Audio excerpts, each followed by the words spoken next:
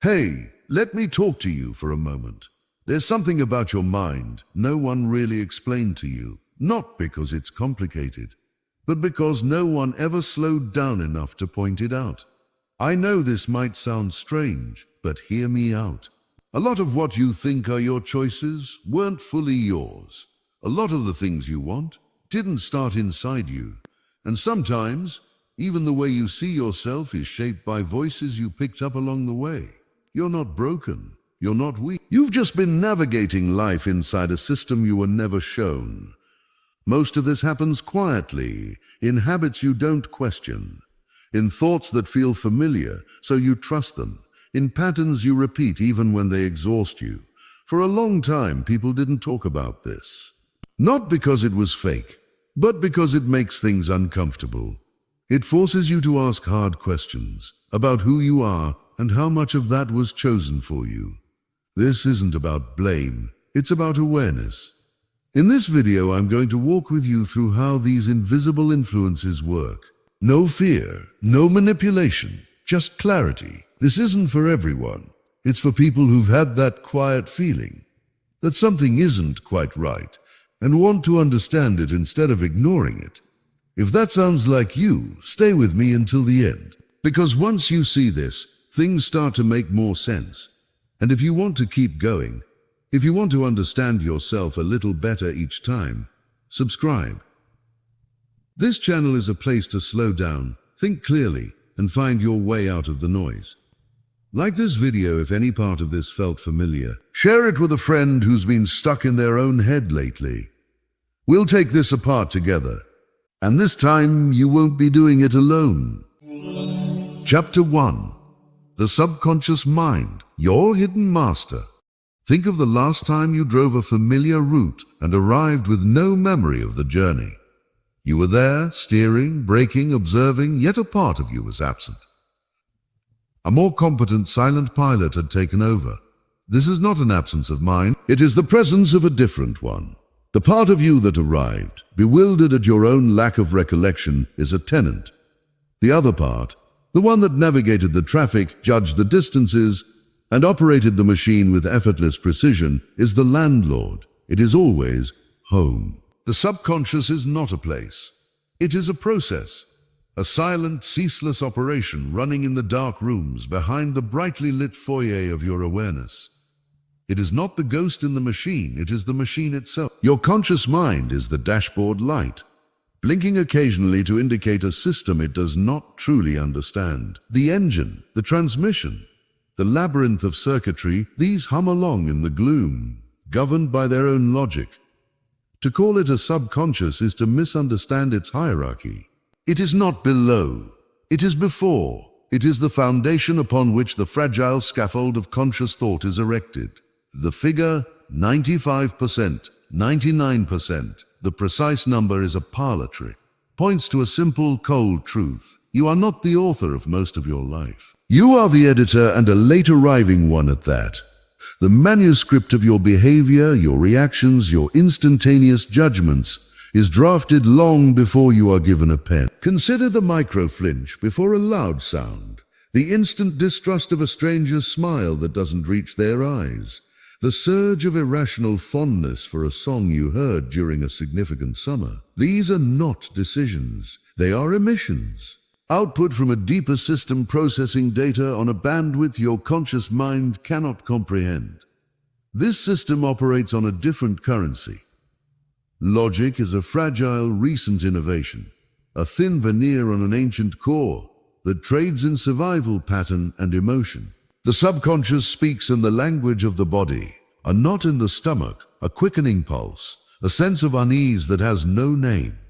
It thinks in associations, not arguments, in metaphors, not syllogism. It connects the smell of antiseptic to childhood fear, the tone of a voice to a past betrayal, the texture of a fabric to a forgotten comfort. These connections are not filed away as memories. They are woven into the very fabric of your perceiving apparatus. They become the filters through which all new data must pass. Why does logic so rarely win? Because it is a guest arguing with the architecture of the house. You cannot reason away the staircase. You cannot debate the location of the load-bearing walls. When you feel a gut feeling that contradicts all available evidence, you are not being irrational. You are being shown the result of a calculation that occurred on a different operating system, one that processed 1 million data points, micro-expressions, environmental cues, somatic echoes of past events, and delivered a verdict. Your conscious mind, with its handful of facts, is left sputtering, trying to justify or override a conclusion it did not reach. The override usually fails. The mind, when pressed, will contort logic to fit the deeper emotional truth, not the other way around. This is the hidden master, an autopilot concerned not with truth but with coherence, not with reality but with a perceived model of reality that ensures continuity of the self. Its primary directive is not happiness or success, but equilibrium. It will pull you toward what feels familiar, not what is beneficial. It will reject brilliant opportunities that smell of risk and embrace familiar miseries that confirm its map of the world. To the subconscious, a correct map is irrelevant. A reliable map is everything.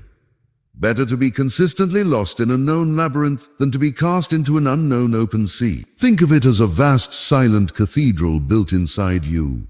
The conscious mind is a visitor, holding a small candle, marveling at the stained glass windows it can see. It names the saints, interprets the scenes. It believes this is the whole of the structure. It does not sense the immense weight of the stone foundations laid down in childhood. It does not hear the wind in the upper vaults, where the echoes of every voice that ever mattered still whisper. It cannot see the deep crypts, where the things too painful to remember are stored, not as memories, but as structural stresses in the walls. The visitor believes it is exploring. In truth, it is being guided along a prescribed path, its candlelight too weak to reveal the true scale of the architecture that contains it. This automation is not a flaw, it is a necessity. Consciousness is a bottleneck. If you had to consciously decide how to balance, how to parse grammar, how to interpret the flood of sensory data every second, you would be paralyzed.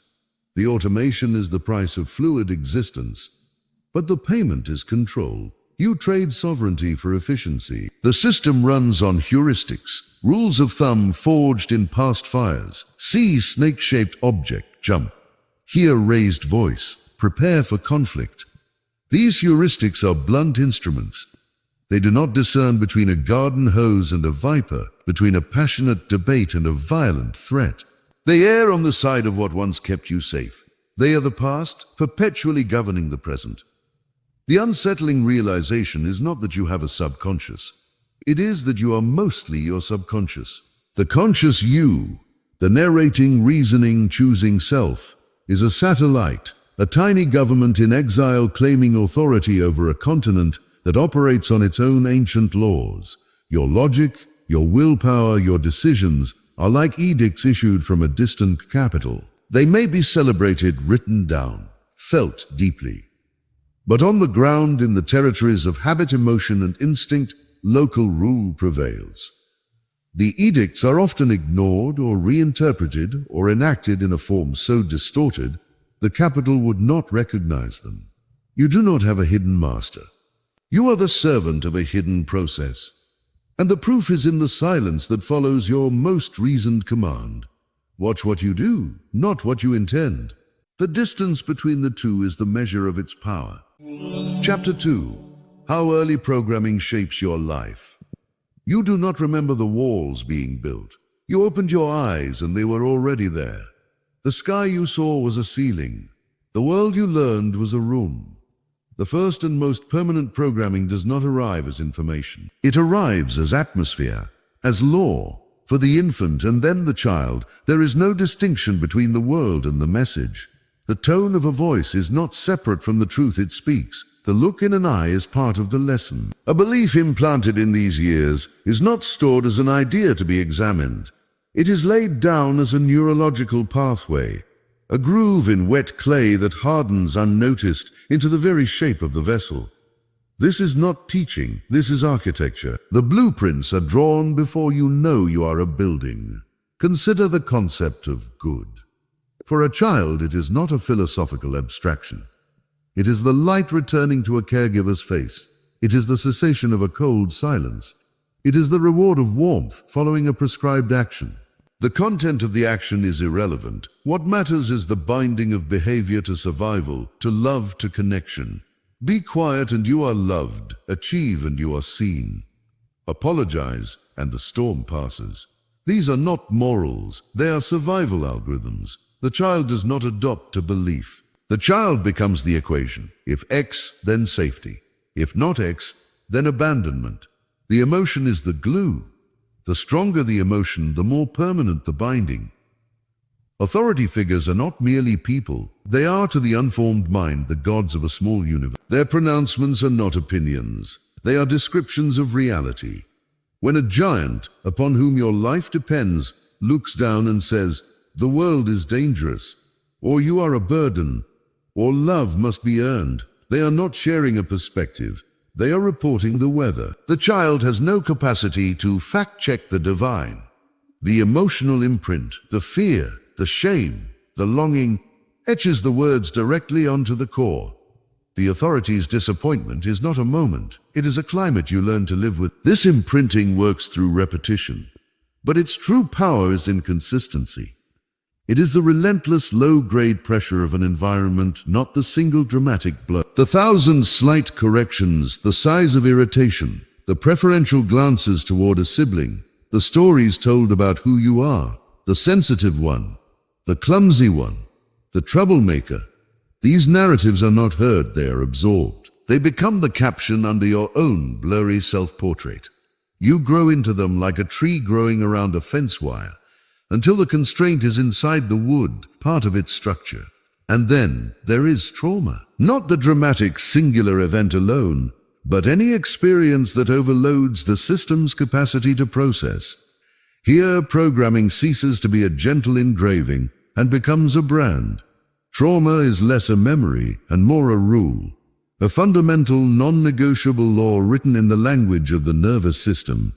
Its core commandment is, never again. The mechanism is elegant and brutal. A moment of overwhelming fear, helplessness or pain does not simply record what happened. It generalizes, it abstracts, it identifies patterns. A sound, a time of day, a type of person, a sensation in the body, and labels them all danger. This is not a conscious decision. It is a biological imperative. The subconscious, to protect you, builds a cage around that moment. But the cage does not contain the memory. It contains you. Your future behaviors, choices, and attractions become maneuvers to avoid ever touching the bars again. You may never recall the event. You will simply live your life within the perimeter it dictated, believing your avoidance to be preference, your fear to be intuition, your prison to be the extent of the world.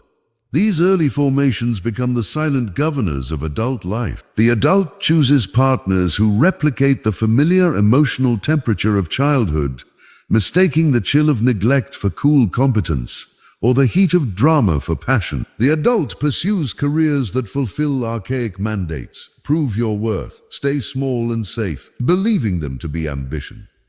The adult repeats arguments, absorbs criticism, or seeks validation with the desperate efficiency of a machine running its original, unexamined software. The puzzle of "why do I keep doing this?" is not solved in the present.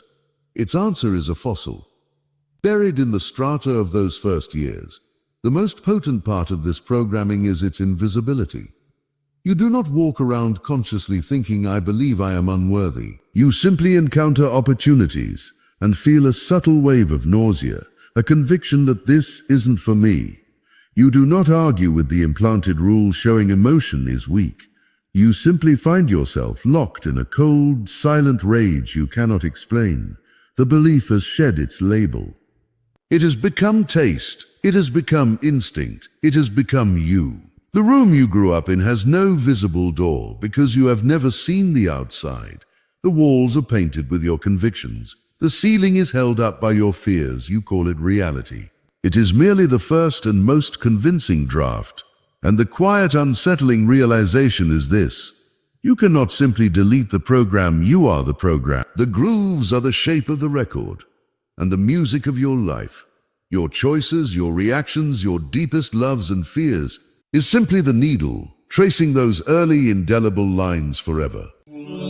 Chapter 3. The Illusion of Free Will. You stand before a shelf of jams. 24 varieties. You consider, you weigh, you finally select the blackberry. A small victory of preference. A testament to your unique taste. This, you feel, is freedom. The ghost in the machine choosing. The feeling is the illusion.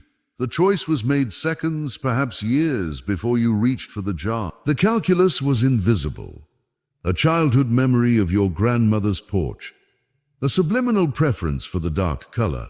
A neuromarketing study that placed that specific jar at the optimal sightline. Your conscious mind did not make a decision. It performed a ceremony. It ratified a result delivered from the chambers below. Free will is not a faculty. It is a feeling, a sensory byproduct of a process that has already concluded. Think of a puppet that believes it chooses its dance because it feels the strain of the strings, the pivot of the joints. It mistakes the physics of its manipulation for agency. The puppeteer is not a hidden man above. It is the grain of the wood, the weave of the string, the law of gravity, and the entire history of puppet motion that has come before. You are that puppet sensing the movement and calling it choice. The machinery runs on habit loops. These are not bad habits. They are all habits. Neural pathways worn smooth by repetition, like deer trails through a forest. Faced with any stimulus, boredom, stress, a particular time of day, your mind defaults to the deepest trail. The cue appears, the routine executes, the reward is felt. You choose to scroll, to snack, to react with sarcasm, to seek validation. But there is no branching path in that moment. There is a canyon, and you are flowing down its one predetermined course. The feeling of choice is merely the turbulence of the water. You are not steering, you are experiencing the ride. These shortcuts, these heuristics, are the mind's way of conserving energy in an overwhelming world. They are essential, and they make you predictable. Faced with scarcity, you will crave more. Faced with social proof, you will align. Faced with an authority's confidence, you will defer. These are not weaknesses of character. They are features of the human operating system. To be programmable is not to be flawed. It is to be functional. A system that cannot be updated is useless. A system that updates automatically based on past input and present environment is efficient. You are that system. Your updates are called experiences. Your programming language is emotion. Consider the last time you changed a strong opinion based on a logical argument. It is a rare event. More often, the argument that succeeds is the one that arrives wrapped in the correct emotional package, the one that aligns with a deeper pre-existing story, that comes from a tribe you trust, that makes you feel intelligent or righteous for accepting it. The mind is not a courtroom where evidence is weighed. It is a fortress. Logic is merely one of many keys that might fit the lock, and the gatekeeper is a mood, a bias, a prior commitment. This predictability is the bedrock upon which reality is constructed for you. The music in a store is not for entertainment. It is a tempo set for your footsteps. The layout of a supermarket is not for convenience. It is a current designed to carry you towards specific shores. The narrative arc of a film, the rhythm of a social media feed, the framing of a news story. These are not neutral. They are scripts, and your subconscious knows it. You feel suspense, outrage, desire, not because you decided to, but because the sequence of stimuli was engineered to trigger that precise cascade within you. You are an instrument, and the world is full of unseen hands, some commercial, some social, some deeply personal, playing upon your strings. The greatest trick the conscious mind plays is its narration. It watches the puppet dance and weaves a story of intention, of deliberation, of self. It claims authorship for the script after the lines have been spoken.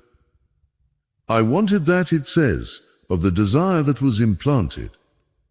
I believe this, it states, of the belief that was absorbed. The I is a fiction constructed to make sense of the out. It is the voice, over for a film that was already in the can. You are not a sovereign in a world of subjects. You are a node in a network of influences. Your will is not a light you shine onto the world to illuminate your path. It is a shadow cast by the intersecting beams of your biology, your history, and your environment. You move within it, believing it is your own shape.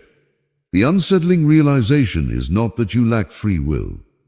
It is that the feeling of having it is the very mechanism of the control. The puppet must believe in its own dance for the performance to be convincing, to itself most of all. And so you continue to choose the jam, to form the opinion, to make the decision, feeling the weight of possibility in your hand. It is a real weight, but it is not the weight of infinite futures. It is the precise, calibrated weight of the one future that was always coming. It is the gravity of your own pre-existing world, pulling you gently, inexorably home. Chapter 4. Emotional Triggers. The remote control of behavior. The sound of a particular tone of voice, sharp and disappointed, hits your ears. Before a single word is processed, your stomach clenches, your posture changes. You are not listening to a sentence, you are reliving a climate. This is the trigger. Not an idea, but a seismic event in the body. A detonation in the hidden chambers that leaves the conscious mind scrambling to account for the rubble. The rational self arrives late, always late, to a scene already governed by a new primal authority. It is not in charge, it is in damage control. Emotion is not the opposite of reason. It is reason's predecessor, its overlord, and its final editor. The system is wired for efficiency. Feeling comes first, justification follows. Fear, guilt, shame, desire, these are not merely experiences. They are executive commands. They do not suggest, they dictate. They operate on a bandwidth that bypasses the slow serial processing of logic entirely, using neural pathways that are older, faster, and wired directly to the levers of action. Consider fear. Its true function is not to make you feel afraid. It is to make you obey. When triggered, it does not present a balanced report on risk. It broadcasts a single, overwhelming directive. Make this stop now. It narrows perception to the threat, floods the body with chemical mandates for flight or freeze, and makes any action that promises relief seem not just logical, but essential. The content of the action is irrelevant. Compliance is the only goal. The mind, under this chemical siege, will hand over anything. Money, privacy, principle, to appease the unseen master. It will call this sacrifice the only sensible choice. Guilt is a more refined instrument. It is not a reaction to an external threat, but to an internal violation, a broken rule woven into your own sense of self. Its trigger is the shadow of a past action, or the anticipation of a future one, crossing the lines of an invisible code. When activated, it creates a psychic debt that demands payment. The discomfort is a cognitive itch that must be scratched through atonement, through compliance, through the surrender of some resource to rebalance the internal ledger. It is the subconscious's enforcement mechanism for its own laws. You do not decide to make amends. You seek relief from a psychological state that feels like contamination. Then shame. If guilt says, I did something wrong, shame whispers, I am wrong. Its trigger is exposure, real or imagined. The feeling is not of a debt, but of a flaw, a core, irreparable fracture. Its desired outcome is not atonement, but disappearance, to shrink, to hide, to give up any claim that might bring the condemning gaze upon you again. It is the most potent silencer, the most effective inhibitor of will. A person operating from shame is not making choices. They are following a script of self-negation written by the trigger. They will preemptively refuse, withdraw, and sabotage, calling it humility or realism, and desire. The most seductive of the remote controls, it is not simple want. It is a crafted experience of lack, a hollow point that demands filling, a trigger, an image, a scent, a remembered sensation, activates a template of pleasure and relief buried deep in the reward circuitry. The conscious mind is not presented with an option. It is submerged in a fantasy of completion.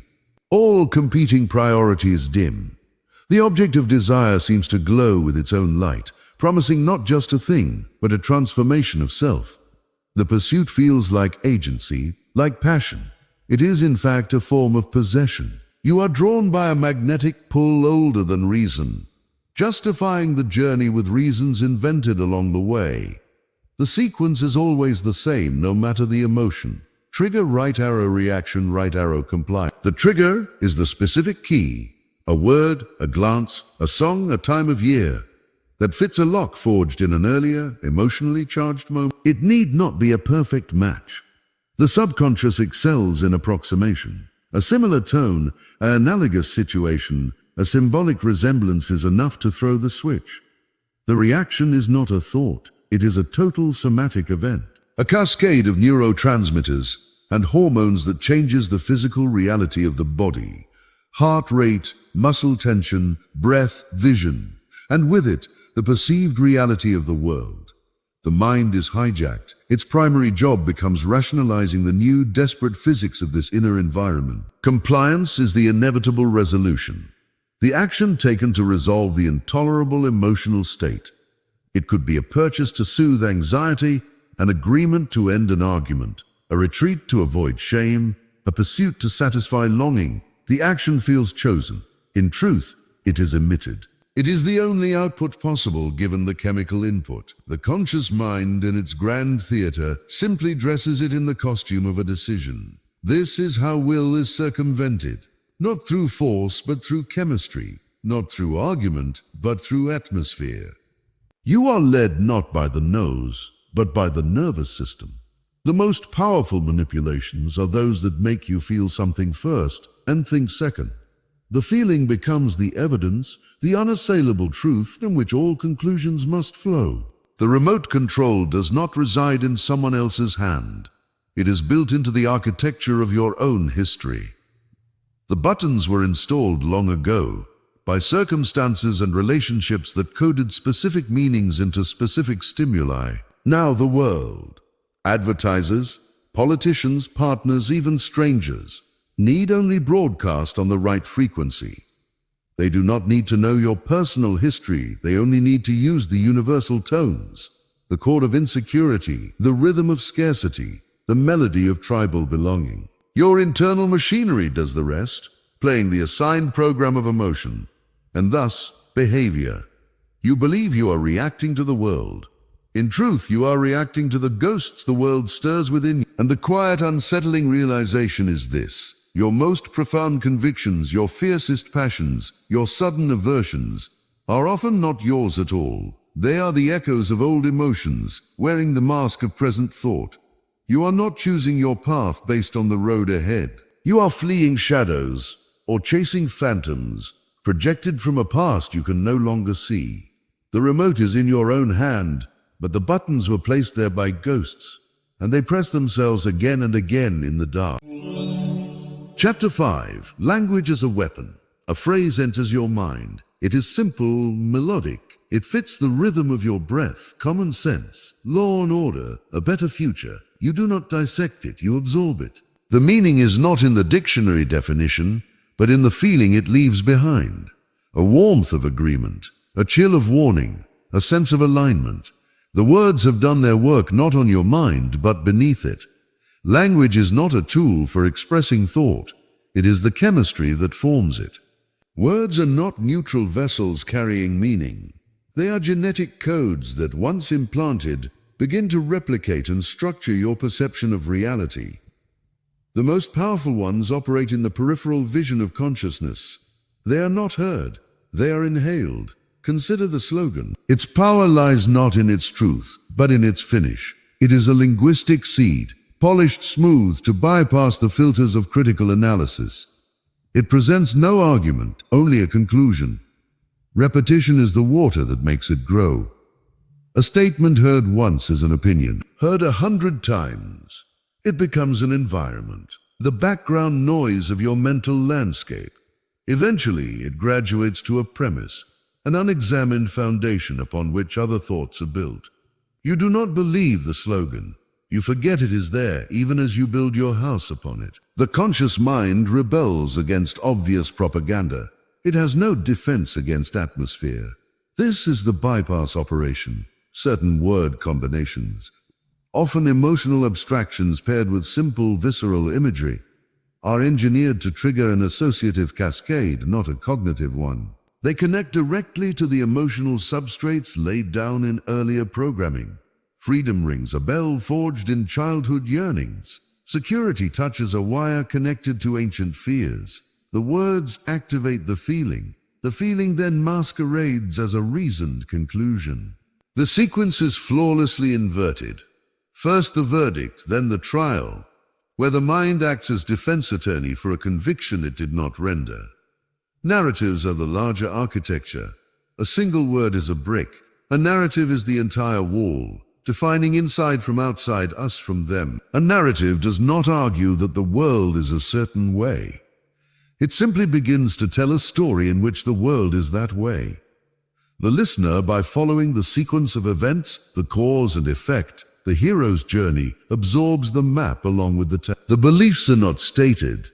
They are baked into the plot. A story about a resilient community weathering a crisis implants different axioms than a story about a vulnerable society besieged by threats. Both can use the same facts. The arrangement of the words is the rearrangement of the mind. The process is one of subtle substitution. A narrative offers a framework, a container into which your experiences can be poured. Once accepted, the framework begins to shape the contents. Events are interpreted to fit its contours. Contradictory information is labeled as anomaly, or noise, or heresy. The narrative, now entrenched, becomes a self-validating system. It does not feel like a belief you hold. It feels like the lens through which you see. You are not looking at the lens, you are looking through it. Metaphor is the most potent agent of this rewrite. The mind thinks in metaphor long before it thinks in logic. To frame an economy as a tide that lifts all boats is to install a natural, inevitable, impersonal force into the discussion. To frame a social change as a cancer is to invoke biology, mortality, and a need for aggressive excision. The metaphor does the heavy lifting of judgment and prescription before reason has even entered the room. It provides the emotional and moral context, smuggling in a whole value system within a single vivid image. You debate the policy, unaware you are already arguing on a battlefield laid out by the metaphor.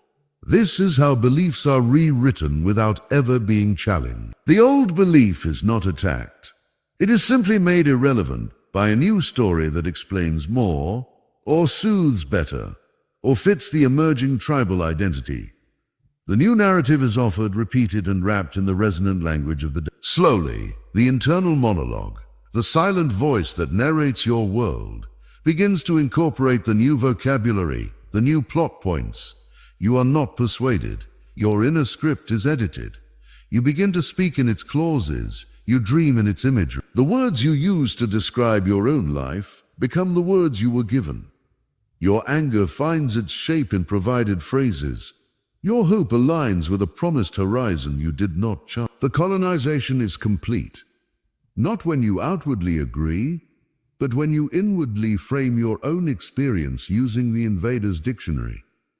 The quiet, unsettling realization is this: much of what you call thinking is merely the rearrangement of prefabricated linguistic modules. Your internal debate is often a conflict between competing narratives, each with its own loaded vocabulary, each trying to claim the title of your voice. The words you reach for to express your deepest self were waiting for you on billboards, in speeches, in the casual turns of phrase of your tribe. They were there first. You listen to your own thoughts, believing you are hearing an original composition. Too often, you are only playing back the melody of a song you learned by osmosis. Its notes made of words that were chosen for you, long before you knew there was a choice to make. Chapter 6. Social Conditioning and Mass Influence. You walk into a crowded room and feel the laughter shift to silence. In that instant, a primal calculus begins. Your posture adjusts, your smile tightens. You scan for the correct face to make, the appropriate thing to say. This is not insecurity. This is not insecurity. This is an ancient operational protocol. The herd has turned its gaze upon you. and every cell in your body understands the stakes. Social proof is not a logical shortcut, it is a survival algorithm. For a social animal, isolation is the historical antecedent to death. Therefore, the feeling of standing against the group is not merely uncomfortable. It is coded at a somatic level as a life-threatening risk. The mind does not weigh the merits of the crowd's opinion. It registers the dissonance as systemic error, a flashing red light in the psychic control room that demands immediate correction. Agreement is not chosen. It is the relief valve for a biological alarm. This is the engine of herd behavior. It operates below the threshold of ideology, in the realm of pure synchrony. Observe a flock of starlings wheeling in the sky, a murmuration. No single bird leads. Each adjusts its flight by the micro-movements of its 7 nearest neighbors. The will of the flock is an emergent property, a current created by individual creatures desperate not to be the one out of step. Humanity murmurs too. In fashion, in opinion, in moral outrage, in taste. You look to your nearest 7, your family, your peers, your digital tribe, and make your micro-adjustments. You call this your perspective. It is more accurately your position in the swarm. Media is not information, it is weather. It creates the climate in which all thoughts must grow. A single story is a data point. A coordinated narrative, repeated across channels, becomes the barometric pressure itself. It tells you not just what to think about, but more crucially, what to feel about it. The emotional tone, outrage, fear, hope, scorn, is the true contagion. Facts are secondary. The consistent emotional frequency, broadcast en masse, enters a state of resonance with the individual nervous system. You tune to the collective mood. This is not persuasion. It is entrainment, like a heartbeat synchronizing to a drum. Trends are the visible surface of this deep current. The adoption of a phrase, an aesthetic, a stance, follows the pattern of a neural pathway firing. The more it is used, the easier it becomes to use, until it becomes the default setting. The origin is irrelevant. The mechanism is use. You do not embrace a trend because you adore it. You adopt it because in the social landscape, not to have it becomes a cognitive burden. The space of not knowing or not participating becomes a vacuum that the mind, seeking coherence with its environment, rushes to fill. The trend is the path of least social resistance. Why does standing alone feel so viscerally dangerous? Because the self is not an island. Your identity is a tapestry woven from the threads of reflected appraisal. You see yourself in the eyes of others. To stand against the group is not to hold a different opinion. It is to risk having no reflection at all, to become a social ghost, unseen, unvalidated, a void where a person should be. The amygdala, that ancient sentinel, does not process this as intellectual disagreement. It processes it as existential erasure. The fear you feel is not of being wrong. It is of ceasing to exist within the tribe that sustains your very sense of being. Thus, compliance is often not an act of cowardice, but of psychic self-preservation. The mind will gladly surrender a contradictory fact to preserve a vital relationship. It will alter a memory to maintain alignment with the group narrative. It will even silence its own internal voice, mistaking the herd's chorus for its own conscience. The need to belong is a stronger force than the need to be right. Indeed, rightness is often retrospectively assigned to whatever position ensures belonging. The collective hypnosis is maintained not by force, but by shared focus. When a society stares at the same spectacle, breathes the same emotional air, and repeats the same linguistic formulas, a shared reality is conjured. This reality feels objective, solid, because everyone confirms it. But a consensus hallucination is still a hallucination. The most potent lies are those the entire village agrees to dream together. To question the dream is not to question an idea. It is to threaten the shared psychic infrastructure of the tribe. The punishment is not debate, it is excommunication, a return to that primal, terrifying isolation. You navigate this not as a free agent, but as a node in a network, constantly transmitting and receiving signals of alignment. Your laughter at the approved moment, your shared outrage at the designated target, your consumption of the correct cultural artifacts. These are not expressions of a preformed self. They are the rituals of membership performed to maintain your connection to the current. Your individuality becomes a curated performance within the permitted range of deviation. The quiet, unsettling realization is this: your deepest convictions, the ones you feel in your bones, are often not yours. They are the gravitational pull of the mass you orbit. Your mind is a satellite in its trajectory. What it sees, what it focuses on, the story it tells about the darkness and the light, is determined by the immense silent body it circles. You feel like a pioneer in your own life, but you are walking a well-trodden path, your footsteps falling in the prints of those who walked before, believing the direction was your own discovery all along. Chapter 7. Authority, Obedience, and Blind Trust. The door to the restricted area bears a simple sign: authorized personnel only. You have no desire to enter, yet your gaze drops, your steps quicken slightly as you pass. No one told you to do this, no law forbids your glance. But the signal has been given, and your body has complied. The authority is not in the person, it is in the symbol, and the symbol has spoken directly to your spine.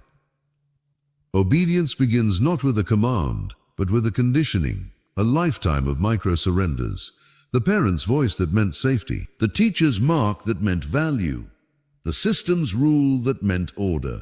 These experiences do not teach you to obey people. They teach you to obey structure. By the time you encounter the uniform, the title, the badge, the procedure, your mind has already been prepared to see not a human, but an embodiment of the structure itself. To disagree with the person feels, in that moment, like attacking the architecture of your own reality. The cost is not punishment, but disorientation, a terrifying plunge into a world without gravity. The mechanisms are elegant in their simplicity. A title is not a description, it is a cognitive override.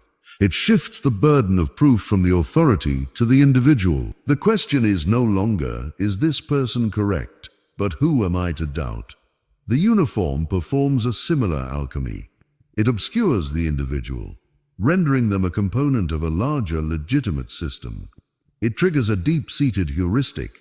System equals order, order equals survival. To challenge the uniform is not to challenge a man. It is to risk chaos. The mind faced with this perceived binary will nearly always choose the perceived order, even when the order is malignant. This is why harmful commands are followed. The analysis is not ethical but systemic. The conscious mind is not weighing good versus evil. It is calculating continuity versus collapse. When authority speaks, it creates a new, immediate reality in which obedience is the only coherent path forward. The command becomes the new ground floor. All moral reasoning must now be conducted from within the building it has erected. To refuse is not to stand on principle. It is to step out into a void, to voluntarily become a flaw in the perceived machinery of the world. The psychological weight of that void is far heavier than the weight of the immoral act. The perceived power is not about physical threat. It is about the control of narrative. Authority owns the story. It defines the terms, the crisis, the objective, the we. Once you accept the premise of the story, that there is an emergency, that a goal is paramount, that the authority is the legitimate leader of us, your role within that narrative becomes one of supporting actor. Your will becomes a resource to be deployed for the plot. Your conscience becomes a personal quirk, a minor character subplot that must be subsumed by the main arc. To question is to break the fourth wall, to ruin the production for everyone. The social and psychological pressure to stay in character is immense. Blind trust is not stupidity. It is a weary capitulation to cognitive ease. To constantly question authority is metabolically expensive. It requires standing in a state of perpetual tension, bearing the weight of endless evaluation. The mind seeks homeostasis. Granting trust is a way to offload that weight. It is a psychic delegation. You figure it out, the mind says to the symbol of authority, I will follow. The danger is not in the delegation, but in the forgetting. You forget you delegated. The authority's voice gradually replaces your own internal metric for judgment. Their certainty becomes your evidence. The transition is subtle. It begins with small consents, procedural obediences that feel like cooperation. Each one is a thread. Over time, they weave a lattice, a comfortable hammock that cradles you, limiting your movement but giving the illusion of support. You are not trapped, you are resting. And from a position of rest, the idea of climbing out, of standing on your own shaky legs to question the very thing holding you up, feels not just difficult but ungrateful, absurd. The quiet, unsettling realization is this: your freedom was not seized in a dramatic moment of coercion. It was gently, willingly surrendered, piece by piece, in exchange for the relief of no longer having to choose. The authority did not conquer you, you enlisted. You traded the burdensome crown of your own sovereignty for the comfortable yoke of their direction.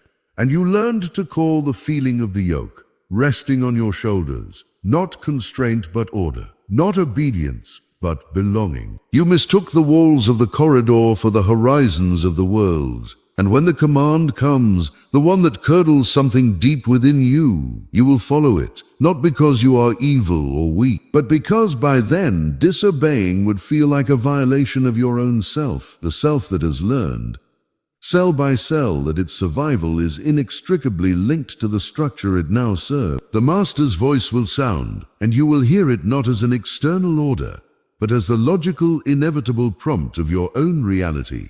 It will feel in that moment like your own idea. Chapter 8. Reward, Punishment, and Behavioral Control. Your hand reaches for the device without a thought. A flicker of light, a gentle chime. A slot machine in your palm, paying out in whispers of connection.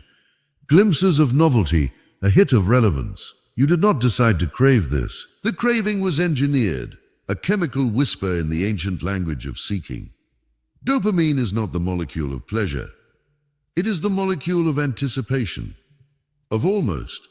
Its true power lies not in reward, but in the cycle of pursuit it initiates. The pattern is the drug, the cue, the notification, the routine, the reach, the scroll, the reward, the variable, unpredictable scrap of social or informational validation.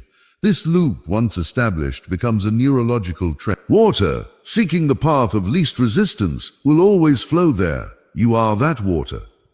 Your consciousness is merely the sound it makes on its predetermined course. Habit engineering is the architecture of these trenches. It is the careful placement of cues in your environment, and the precise calibration of rewards to be just satisfying enough to reinforce, but never fulfilling enough to satiate. The goal is not to give you what you want. It is to keep you in a state of wanting, to make the routine of seeking itself the primary behavior. You become a rat in a gleaming, self-designed maze, pressing the lever not for the cheese, but for the relief of pressing the lever. The maze is your life. You believe you are exploring it. You are running a subroutine. Punishment operates on a darker frequency. Its most effective form is not the sharp shock, but the silent withdrawal of possibility. The disappointment that closes a door, the coldness that withholds affection, the bureaucratic no that offers no appeal. This type of punishment does not correct behavior through pain. It trains obedience through the threat of exile. It teaches you to map the minefield of another's will and to navigate it perfectly, avoiding explosions by never stepping off the safe, narrow path. The obedience becomes internalized. You are not following rules. You are avoiding the ghost of a consequence that may no longer even exist. The jailer has gone home. You remain in your cell, meticulously policing yourself. Systems of dependency are built on the interdependence of these two forces. They offer a narrow channel of predictable reward, surrounded by a vast desert of implied punishment. The paycheck, the social status, the platform, the identity.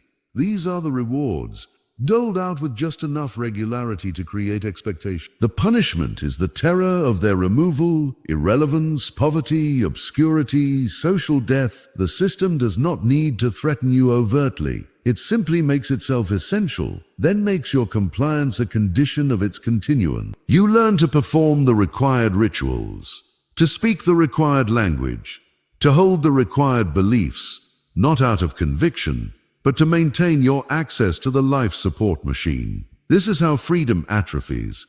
Not through chains, but through subscription. You trade autonomy for access, sovereignty for security. The terms of service are written in the faint ink of gradual acclimation. Each small compromise, each accepted frustration, each rationalized surrender is a micropayment to stay connected to the system. Over time, the cost of leaving, of forfeiting all accumulated rewards and facing the terra incognita beyond the sanctioned boundaries, becomes psychologically unthinkable. It is easier to adjust your desires to fit the rewards on offer than to imagine a world without them. The cage becomes comfortable, then familiar, then invisible. The most profound control is achieved when the individual can no longer distinguish their own wants from the wants the system has taught them to have. When the dopamine hits are aligned with when the fear of punishment is so seamlessly woven into the fabric of normal life that it feels like simple prudence, you chase the rewards and avoid the punishments, believing you are acting on your own values, your own ambitions, your own common sense. You are a creature of leverage. Your behaviors are shaped by the careful application of pressure and release. The lever is your biology, your deep need for certainty, connection, and meaning. The architects of your world, both personal and systemic, learn where to press. The quiet, unsettling realization is this: you are already addicted, not to a substance but to a pattern, not to a person but to a position within a hierarchy of validation. Your daily life is a tapestry of subtle reinforcements and avoided punishments, guiding you along a path that feels like choice but is in fact a highly sophisticated funnel. Your will is not broken. It is gently, inexorably bent toward the available rewards, like a plant growing toward a single, curated light source. You believe you are moving toward what you love. You are, more accurately, fleeing the vast, shapeless shadow of what you have been taught to fear. Chapter 9. Fear-based programming. You hear a floorboard creak in the empty house. Instantly, the world contracts. Your hearing sharpens to a laser point on that one sound. Your vision tunnels, your breath shallows. The book in your hand, the plans for tomorrow, the entirety of your mind is obliterated by a single silent question. What was that? This is fear in its pure operational form. It is not an emotion, it is a total system override. Its primary function is not to make you feel afraid, but to make you stop, to freeze your perception onto the potential threat, and mobilize your body for a single binary outcome: fight or flight. In this state, you are not thinking, you are reacting. And a creature that is reacting is a creature that can be led. Scarcity is the slow burn cousin of this sudden terror. It is not the creak, but the constant whispering draft under the door. The mind under scarcity does not see abundance, it sees depletion. Its perception narrows to what is missing, what is threatened, what must be hoarded. Time, money, status, love. Frame any of these as precarious and the cognitive world shrinks to a single desperate equation. How do I keep mine? In this narrowed space, creativity dies. Risk becomes unthinkable. The future collapses into a series of defensive maneuvers. You are no longer building a life. You are guarding Once you accept the premise of scarcity, that security is a rare commodity, that danger is imminent, that the world is a zero-sum game, every choice you make becomes a calculation of loss prevention, not gain acquisition. You cling to the known misery because the unknown horror seems infinitely worse. The cage feels like prudent boundaries. You mistake the constriction of your options for the shape of reality itself. Control through constant threat does not require a raised fist. It requires only the sustained implication of one. A system, be it political, corporate, or interpersonal, that maintains a low ambient hum of insecurity has already won. It need not issue direct commands. It simply paints the world outside its walls as a howling wilderness. Within the walls there are rules, there are shortages, there are demands. But beyond them, chaos. The choice is then no choice at all. Compliance becomes the rational price of sanctuary. The threat never needs to be realized. It needs only to be. Your own imagination becomes the enforcer, painting ever more vivid pictures of the consequences of stepping out of line. Fear's greatest trick is to disguise itself as rationality. The anxious thought repeated becomes a fact. The precaution ritualized becomes a necessity. You are not living in fear, you tell yourself. You are being realistic. You are not cowed, you are cautious. This is the sublimation of terror into taste. You develop a preference for the familiar, a distaste for the risky. Your personality becomes an artifact of your avoidance strategies. The walls of your world are decorated with your reasons, and you call them wisdom. How does this programming take hold? Through repetition of the lesson, not the trauma, the single shock fade, the constant low-grade reminder of vulnerability, the news cycle of threat, the social comparison that highlights your lack, the bureaucratic hurdle that reinforces your powerlessness, etches the message into your daily consciousness. It becomes the background music of your life. After a while, you don't hear the music anymore. You just move to its rhythm. Your hurried pace, your suspicious glance, your reluctant compromise. These are not choices. They are dances to a tune you've forgotten is playing. The perceptual narrowing is the key to control. A fearful mind cannot see the horizon. It can only see the immediately impending footfall. It cannot strategize. It can only respond. It cannot envision new systems. It can only patch the leaks in the old one. This makes you predictable. It makes you manageable. Your energy is consumed in monitoring threats and shoring up defenses, leaving no resources for questioning the architecture of the prison itself. You are too busy watching the shadows on the wall to question who is casting them or why. The quiet, unsettling realization is this: much of what you call your worldview is fossilized fear. Your politics, your finances, your relationships, the borders of your ambition, these are often not the products of expansive hope, but the scar tissue of ancient managed dread. You live inside a fortress, designed by your own apprehensions, and you have decorated it so well you've forgotten it's a fortress. You mistake the arrow slits for windows. You believe you are looking at the world. You are looking at the world through a lens of survival, ground and polished by countless warnings, both spoken and implied. The landscape you see is real, but its colors are the colors of alarm, its shapes determined by what you have been taught to flee. The terrain of your life is not neutral ground. It is a map drawn by your fears, and you are following its instructions, believing you are walking your own path. Chapter 10: Gaslighting and Reality Distortion. You recall a conversation with perfect clarity. The words spoken, the tone used, you mention it later. The response is a puzzled frown, a gentle correction. That's not what I said. You must have misunderstood the small thing. Yet in that moment, a hairline fracture appears in the foundation of your mind. Did you hear wrong? Did you remember incorrectly? The ground, once solid, gives the faintest tremor. This is the genesis, not the grand lie, but the subtle correction. Not the denial of a major event, but the erasure of a minor detail. The mechanism works not by imposing a new reality, but by slowly poisoning your confidence in the old one. Your own perception is put on trial, and from the beginning the verdict is in doubt. You are not being convinced of another truth. You are being taught to distrust the very faculty of truth-making within yourself. Gaslighting is not an argument about facts. It is a stealth campaign against your epistemology, your method of knowing. It operates by introducing noise into the signal. A consistent, low-grade static of contradiction, dismissal, and reinterpretation. You're too sensitive. That never happened. You're imagining things. These are not statements about an event. They are statements about your mind. They attack the instrument of measurement, not the measurement itself. Over time, you stop arguing about what you saw or heard.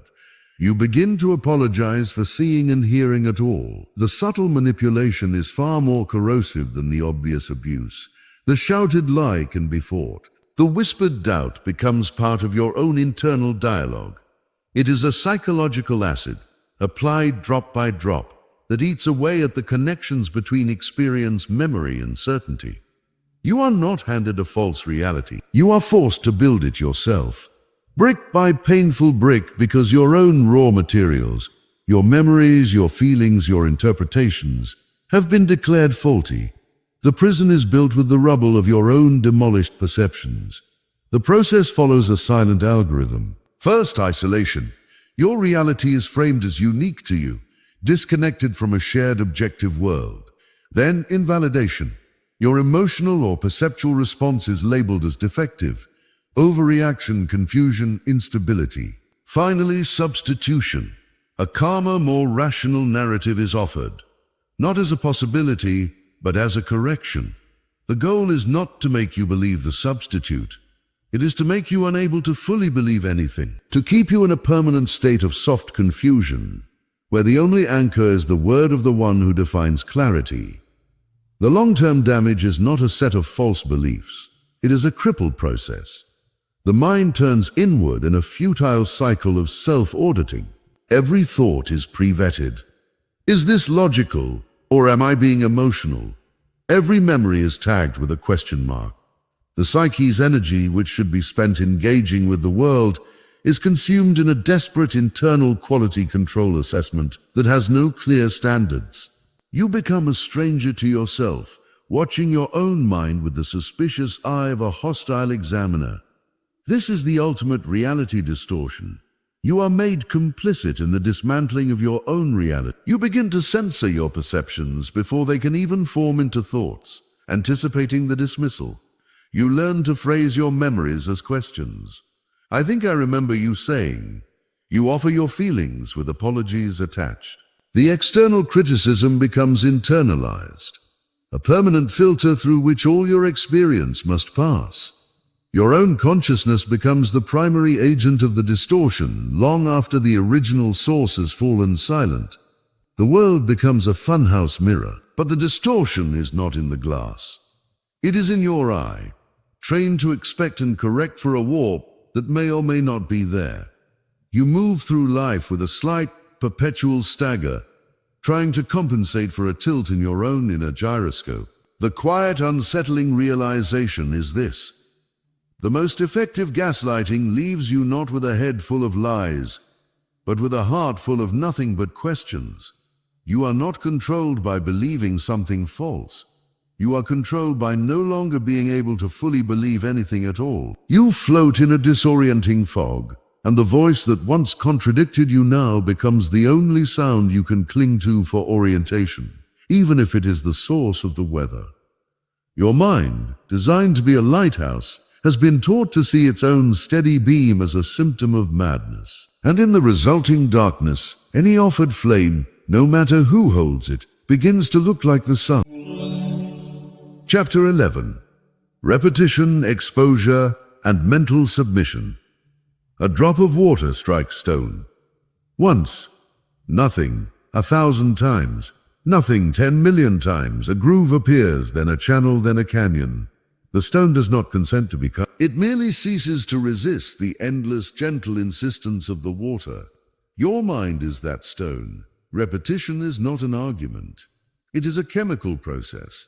A neural pathway, each time it is used, is coated in a fatty substance called myelin. This myelin sheath increases the speed and efficiency of the signal. The thought becomes faster, smoother, more automatic. The first time you hear an idea, it is a visitor knocking. The 100th time, it has a key. It moves through the corridors of your mind, not as an intruder, but as a resident. The feeling of familiarity is mistaken for the feeling of truth. The mind, an efficiency engine, prefers the well-myelinated path. It chooses the familiar thought not because it is correct, but because it is available.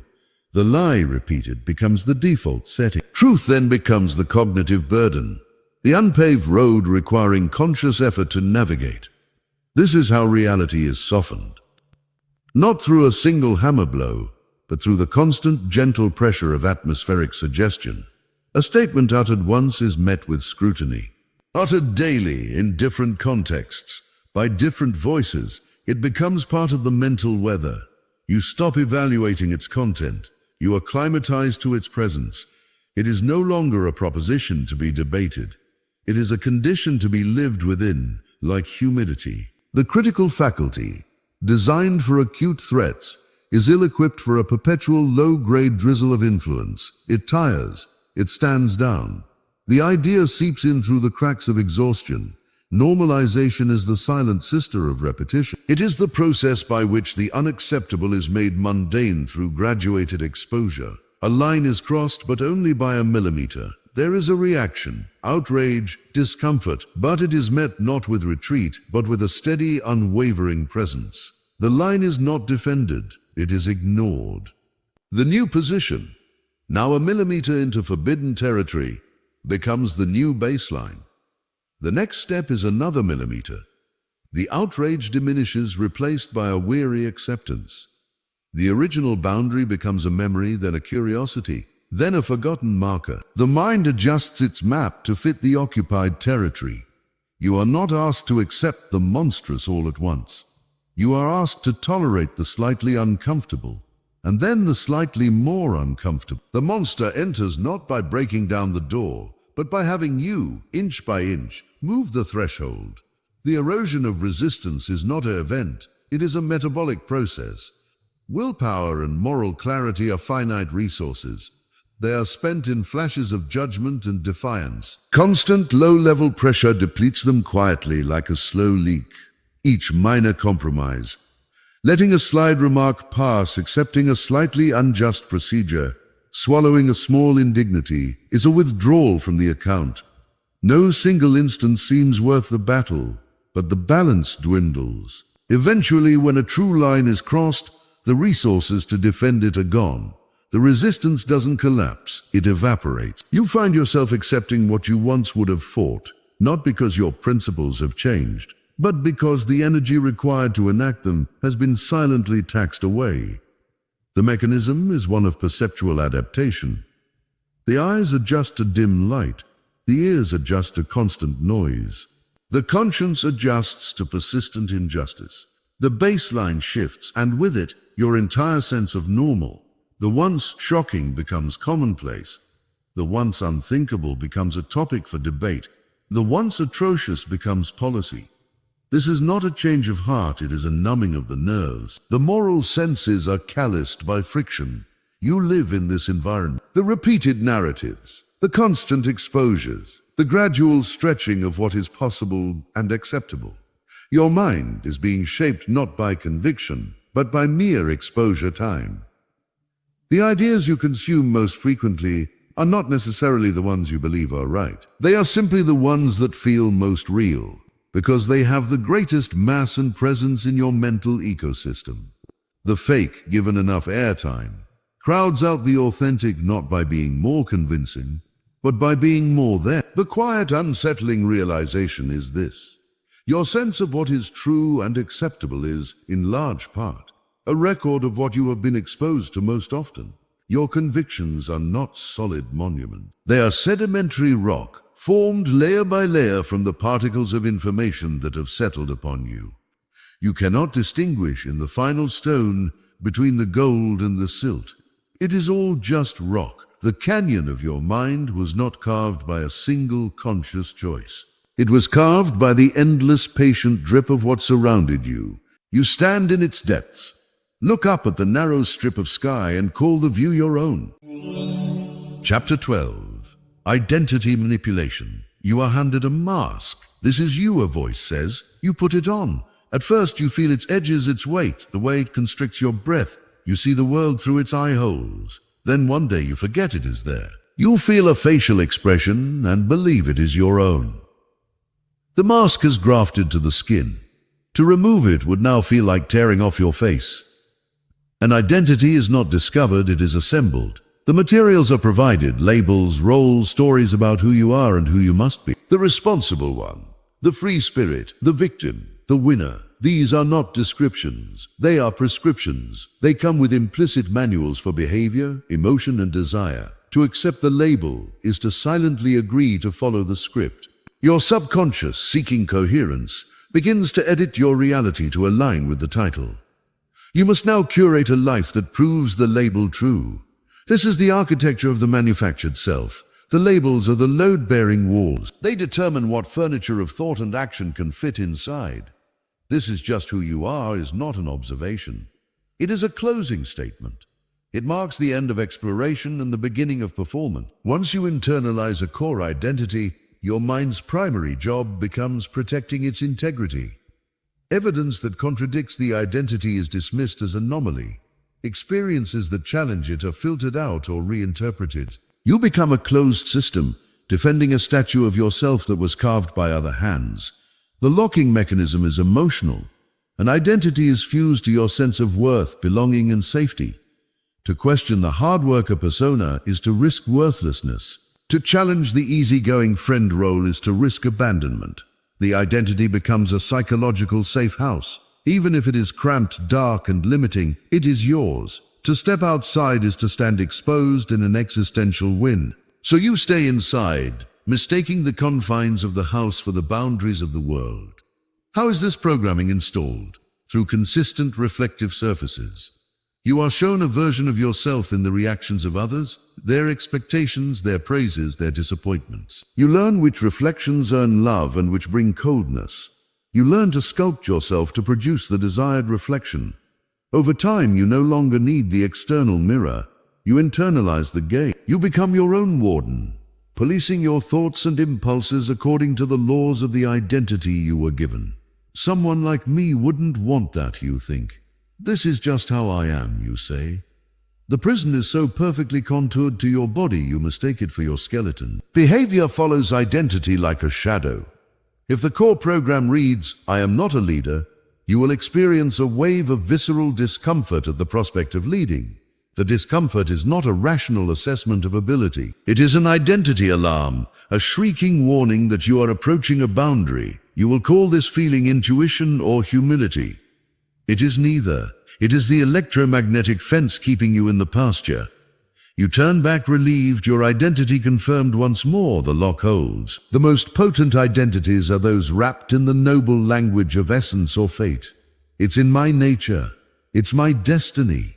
This spiritualizes the cage. It makes the manufactured feel like the mystic. To rebel is not just to be inconsistent. It is to be inauthentic, to violate a sacred inner truth. This is the final seamless stitch. The program is no longer seen as software running on the hardware of the self. It is mistaken for the soul itself. You navigate the world in this costume, believing you are expressing a unique self. But the costume's design was influenced by market forces, familial demands, cultural archetypes, and traumatic reinforcements. Your likes, your dislikes, your political stances, your aesthetic tastes.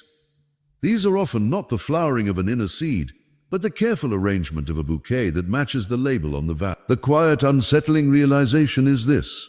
You are a theater where a single play has been running for years. The script was written elsewhere, the role was assigned. You have learned your lines so thoroughly you whisper them in your sleep. The performance feels like life. The character feels like you. And the standing ovation you crave is simply the echo of your own desperate belief that the role is real.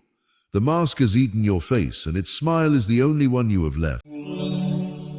Chapter 13. Becoming aware of invisible influence. A sudden, sharp feeling rises in your chest. It has the weight of truth, the heat of conviction. It demands action, agreement, or retreat. In the old script, this is where you would begin to speak, to choose to move. Now imagine a delay, a fractional moment of silence inserted between the spark and the fuse. In that silence, a question forms not about the world, but about the feeling itself. What is this, and where did it come from? Awareness begins not with clarity, but with interference. It is the static on the line of automatic response. The first and only real skill is this: to notice the moment of internal coercion, the subtle pressure to think, feel, or act in a preordained way, and to simply not proceed, not yet. This is not resistance, it is observation. You become a witness to your own hijacking. Spotting the mechanism in real time is not about detecting malicious intent in others. It is about recognizing the familiar shapes of your own conditioning as they are activated. The tell is not in their words, but in your body. The sudden flush, the clench in the jaw, the wave of anxious obligation, the surge of righteous identification. These are not your emotions. They are the output of a program receiving its triggering input. The content of the emotion is irrelevant. The timing is the evidence. When a complex feeling arrives fully formed, instantly, in response to a simple cue, you are not in the presence of a reasoned response. You are watching a playback. To question an emotional reaction is to perform a quiet act of rebellion against the self. It is to look at the puppet strings from the puppet's perspective. Ask not, is this anger justified? But what old wound does this tone of voice reopen? Inquire not, do I agree with this statement? But what part of my identity feels threatened by the idea that I might not? The goal is not to change the feeling. It is to discover its address, to trace the delivery back to the warehouse from which it was shipped years ago. Separating thoughts from conditioning is like trying to separate the river from the riverbed. The water is your conscious thought, flowing swiftly. The riverbed, the deep sculpted channels of neural pathways, biases, and implanted narratives, is the conditioning. You cannot stop the water to examine the bed, but you can learn to recognize the shape of the banks guiding its course. When a thought arrives with a strong emotional charge, or with the bland certainty of common sense, or with the flavor of tribal loyalty, you are likely not looking at a thought. You are looking at the banks. This awareness creates a double consciousness. A part of you continues to live the weather, the anger, the desire, the fear. Another part, a colder and quieter one, steps back to observe the climate. This observer does not judge, it notes the triggers, the specific words that elicit defensiveness, the types of authority that invoke submission, the brands of scarcity that provoke anxiety. It maps the pattern. In doing so, it performs a slow, systematic archaeology of the self, brushing away the dust of present reactions to reveal the buried artifacts of past programming. The process is inherently disorienting. The bedrock of what I feel and what I think turns to silt. You can no longer trust your instincts, for you have seen their source code. This is not liberation. It is dissolution. The comfort of being a coherent self, reacting predictably to the world, is replaced by the eerie experience of being a contested site, a battlefield where past conditioning and present stimulus wage war. And you are merely the landscape. You will find that much of your internal monologue is not a monologue at all. It is a dialogue between implanted voices, the critic, the cheerleader, the catastrophizer, the pedant. These are not aspects of your essence, they are recording. Awareness is the moment you hear the recording as a recording and detect the faint hiss of the tape underneath the message. The quiet, unsettling realization is this: becoming aware does not set you free. It simply moves you to a darker, colder cell with a better view of the bars.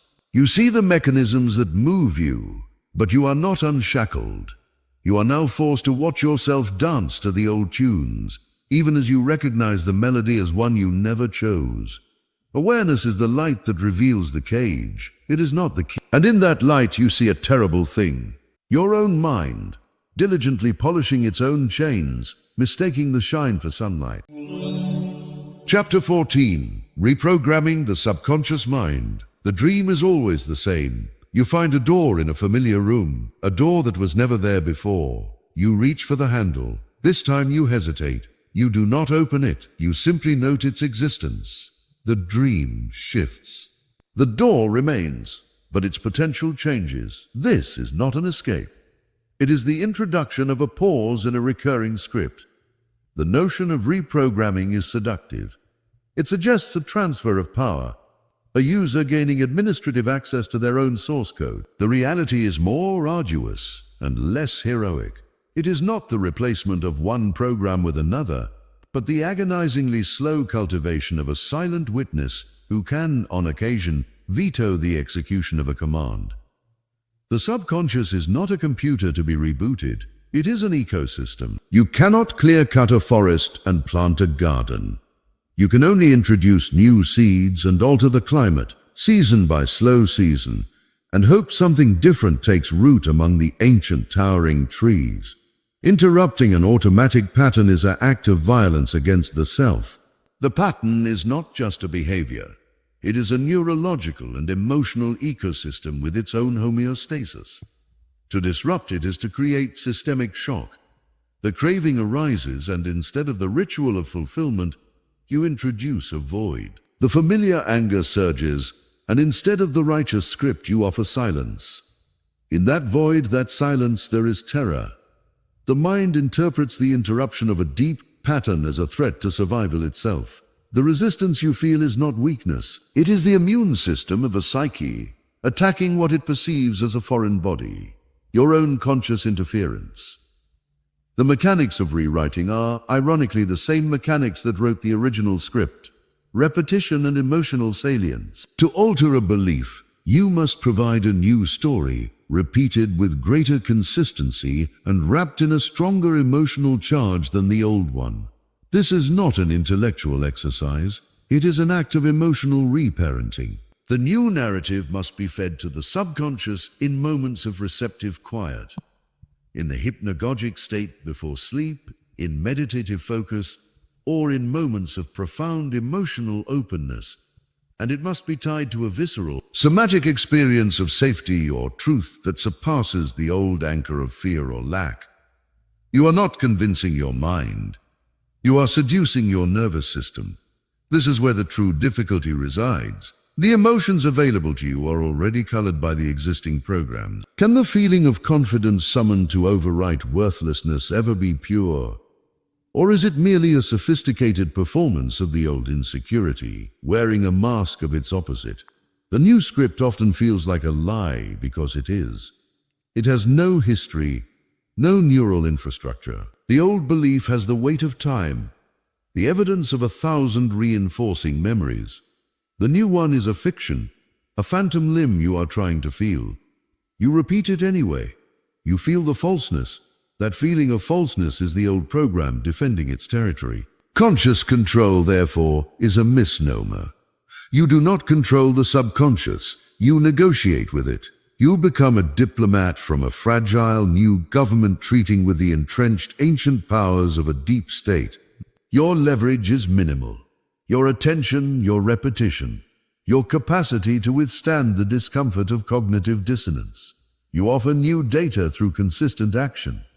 You prove, through lived experience that contradicts the old prophecy, that the world does not end when you deviate. This is slow, grinding work. For every conscious victory, a chosen calm instead of an automatic rage, there are 100 silent defeats where the old current sweeps you away before you even knew you were in the water. The attempt itself changes the landscape. The simple act of observing the process creates a new meta-program, the program of self-observation. This is the only true reprogramming that can occur, not the substitution of one belief for another, but the installation of a background process that constantly asks, which part of me is responding now? This observer has no emotional content. It is a cool, silent mirror. In its reflection, the old scripts still play, but they are now seen as scripts. The anger arises, but a part of you knows it is chapter 4, page 22 of an old story. This knowing does not stop the anger. It merely frames it. The emotion becomes a symptom of a condition, not the truth of a situation. The quiet, unsettling realization is this: in the struggle to reprogram yourself, you may simply be building a more elegant cage. The watcher, the observer, the conscious negotiator. This too becomes an identity, a role that can calcify. You exchange the prison of the angry one for the prison of the vigilant self-improver. The chains become quieter, more refined, but they are still chains. You trade one set of programs for another, perhaps more sophisticated set, and call it freedom. The subconscious does not surrender. It adapts. It incorporates your efforts at control into the larger tapestry of its own automation. You stand before the mirror of your own awareness, tirelessly polishing the glass, trying to see more clearly the face that looks back. But the polish, the cloth, the very act of polishing, all of this is still part of the reflection. The hand that holds the cloth is also in the glass. And by the time you notice the shift, the belief no longer feels foreign. It feels like yours. Chapter 15. Mental immunity in a manipulated world. The air is thick with signals, not with meaning, but with intent. Every image, every headline, every melody, every architectural curve is a gentle pressure shaping the mind. To speak of immunity here is a fantasy. The immune system fights invaders. You are not invaded. You are composed. The very material of your thoughts is made from the world that seeks to shape them. Resistance, then, cannot be a wall. It must become a quality of the material itself, a subtle, persistent brittleness that refuses to hold the imprint. Building resistance is not an act of fortification, but of dissolution. You do not add armor. You remove the hooks. The hooks are your unquestioned loyalties, your raw insecurities, your hungry identities. To see them is to rust them. When a trigger seeks its mark, a call to tribal anger, a whisper of unworthiness, a flash of coveted lack, and finds only a cold, observed emptiness where the wound used to be, the signal passes through you like light through glass. It does not stick. It does not catalyze the old reaction. This is not strength. It is a kind of psychic inertness, cultivated through the merciless audit of your own emotional ledger. Emotional discipline is not control. It is forensic accounting. It is the practiced habit of asking every strong feeling for its provenance. Who does this serve? What old debt is this paying? What mirror am I trying to polish? The feeling will still rise. The heat will still flash across the skin. But between the stimulus and the consumptive reaction, a space is inserted. In that space, the emotion is not felt as truth, but as data. This is a profoundly alienating practice. It trades the warm, compelling chaos of being for the cold, still clarity of seeing. You become a stranger to your own passions. Your joys become slightly distant, your griefs analytical. The trade is integrity for intimacy. You gain coherence and lose the sense of being fully alive. Awareness in this context is not enlightenment. It is a burden. It is the constant perception of the strings, not just on your own limbs, but on everyone else. You see the marionette dance of society, the synchronized outrage, the fashionably curated desires, the consensus hallucinations parading as reality. To think independently in such a system is not to have unique thought. It is to consciously choose which collective current to swim with, all the while knowing it is a current. It is to hold beliefs lightly as tools or temporary shelters, never as pillars of the self. This independence is lonely. It feels less like freedom and more like permanent exile. For you can no longer fully believe in the camps, even the one you inhabit. The manipulated world does not fear the critical thinker. It absorbs them. It creates niches for controlled dissent, aesthetics of rebellion, consumer identities built on the iconography of nonconformity. The ultimate control is not uniformity, but the skillful management of diversity within permissible bounds. True mental immunity, therefore, looks nothing like rebellion. It looks like stillness. It is the refusal to play the game of identity, the reluctance to consume the offered emotion, the inability to find lasting nourishment in any tribal story. It is a form of social anemia. This discipline turns the mechanisms against themselves. When you see that fear narrows perception, you can notice the narrowing as it happens. And in that noticing, create just enough space for peripheral vision to return. When you understand that repetition breeds normality, you can hear the repetition as a distinct mechanical sound, separating it from the message. The manipulative signal, once seen as a pattern, loses its power to mesmerize. But what remains is not a vibrant, authentic self. It is a quiet, observing intelligence standing in the ruins of its own conditioning, aware that even this observing intelligence is a product of the very system it observed. The quiet, unsettling realization is this: the final manipulation is the belief in your own immunity. The mind that congratulates itself on seeing through the game has simply entered a more subtle level of play. The desire to be free of influence is itself a programmed aspiration, a product of the individualist narrative. There is no outside. There is only a gradual, chilling clarity about the inside. You cultivate awareness not to escape the maze, but to finally, and without illusion, see the walls for what they are, endless and of your own making. You stand conscious of the currents, aware of the hooks, disciplined in your reactions. You are not manipulated, but you are alone in a way that feels less like sovereignty and more like a permanent silent frost on the windows of the self. The world's signals pass by, and you let them. This is the immunity you sought. It is the stillness of a room after the music has stopped, and the realization that the silence is not peace, but the echo of an instrument you can no longer bear to play. Conclusion. From control to conscious. The door to the cage was never locked. It was just heavier than you imagined. The weight was not in the iron, but in the familiarity of the enclosure, the comfort of its dimensions, the way it taught your body to fit its contours. To push it open requires not strength, but a tolerance for a new kind of emptiness. The cost of remaining unaware is not a life of chains, but a life of echoes. You speak with a voice shaped by forgotten influences. You choose from a menu you did not write. You love from a script of unmet needs. Your life becomes a performance of a character whose origins are lost to you. And the standing ovation you seek is the validation of the very forces that cast you in the role. The price is the entirety of an unlived life, the subtle, persistent grief for a self you never met. Understanding grants no power in the sense of command. It grants the power of the coroner, not the king. You gain the cold capacity to autopsy your own impulses, to trace the lineage of your desires back to their source.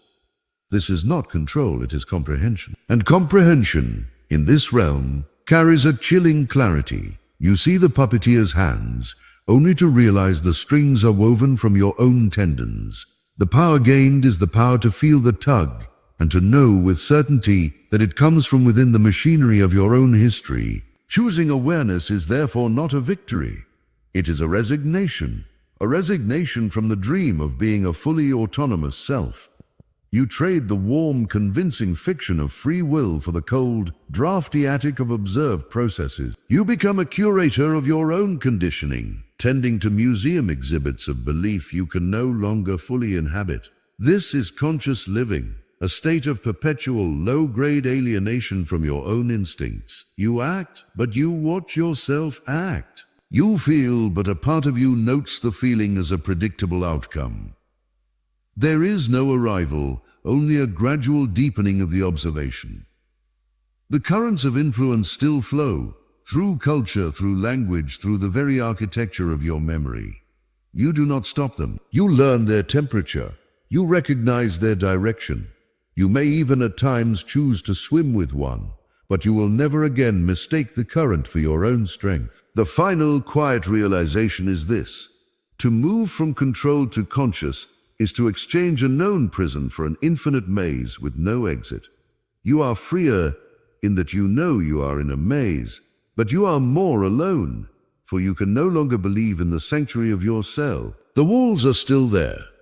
The difference is you now see they are made of mirrors, reflecting endless versions of a face you are no longer sure you own. Awareness is the light you cannot turn off. It illuminates the cage, the lock, the key in your hand, and the terrible freedom of knowing you could open it, and the more terrible truth of why, some days you still choose not to. Thank you so much for watching. If you enjoyed this video, don't forget to like, subscribe, and share it with others who might find it helpful.